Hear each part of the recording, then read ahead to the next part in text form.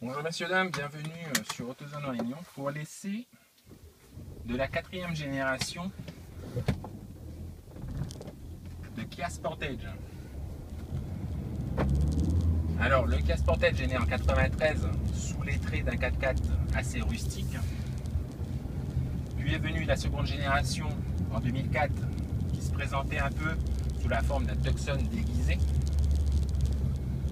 Ensuite en 2010, le Sportage décolle vraiment puisqu'il s'offre une vraie personnalité, un style très massif qui va plaire. Dans ces années-là, de 2010 à aujourd'hui, le Sportage va représenter entre 27 et 30% des ventes de la marque en métropole. Alors aujourd'hui, on est dans la 4e génération. Elle doit faire encore mieux. Alors pour ça, on a un style encore plus expressif, avec une nouvelle calandre Tiger Nose plus fine, des feux qui se détachent, qui viennent se placer sur le capot et qui intègrent des feux de jour à LED. Du bas, on a le bloc d'anti-brouillard. En version haut de gamme GT Line, on a des feux de jour à LED multifacettes dans ce bloc. De profil, on a à peu près le même aspect que sur la 3e génération, néanmoins le véhicule est plus long de 4 cm. À l'arrière, le haillon est plus sculpté. On a des feux qui s'étendent sur toute la largeur du véhicule. Et ça effleure un jonc chromé, donc c'est assez classe. Franchement, le Kia Sportage ne manque pas de prestance. Dans cette catégorie, on sait que le design est important et le Sportage, il tape dans le mille. À bord, on a justement cette planche de bord qui est très massive, qui paraît en tout cas robuste et solide. Tout en haut, on a des matériaux moussés. Plus on descend, plus ça va devenir dur. Néanmoins, on ne va pas se plaindre. La finition est très correcte. On est dans un univers quand même qualitatif.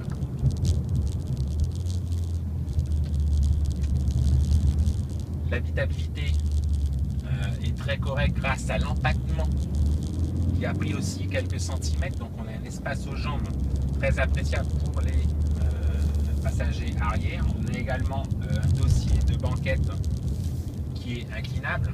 On a une capacité de chargement qui a pris 40 litres, donc on a un coffre qui passe qui fait 503 litres et qui peut aller jusqu'à 1492 litres avec toutes les banquettes rabattues.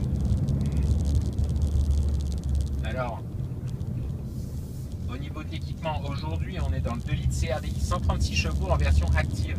Donc c'est la version d'entrée de gamme. Avec cette motorisation,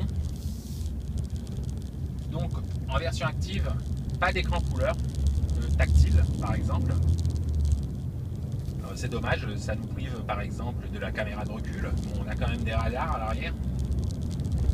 On a quand même un équipement qui est dans la très bonne moyenne, puisqu'on a les détecteurs de pluie, de luminosité, les rétros rabattables électriquement, la clim Bison, le régulateur limiteur de vitesse, le système Bluetooth, toutes les commandes au volant, les prises USB, iPod, le lecteur CD MP3, l'aide à la descente, le système stop and start, les jantes à lui 17 pouces, les feux de jour, bref, le véhicule est quand même très bien équipé, même en version entrée de gamme. On a un nouveau châssis, alors un nouveau châssis qu'il partage avec son cousin justement, le Hyundai Tucson. Alors le véhicule est encore un peu lourd, parce que là on est à peu près à 1,6 tonnes. Néanmoins je le trouve très stable et très rassurant, parce qu'on sent bien quand le véhicule arrive aux limites, aux pertes d'adhérence. Il est très bien équilibré et surtout je trouve que quand même Kia a fait de gros progrès au niveau de la direction électrique. On a un très bon toucher de route, ce qui me paraît surprenant, et ça nous permet d'aller d'avoir un meilleur agrément de conduite et un plus grand feeling, donc c'est plus sécurisant.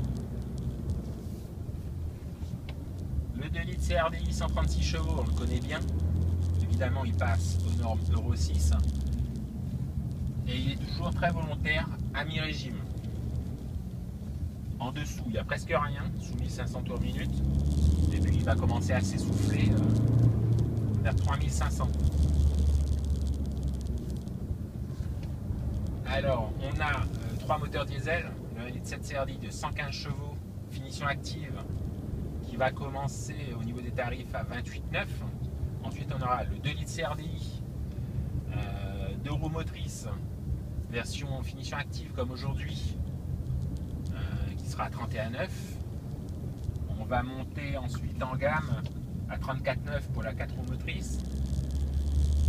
Si on rajoute la BVA et qu'on monte en finition, on sera à 44,9. Ensuite, on a aussi le 2 litres CRDI de 185 chevaux qui est à 48,9 et qui est automatiquement associé à la transmission 4WD et à la boîte de vitesse automatique.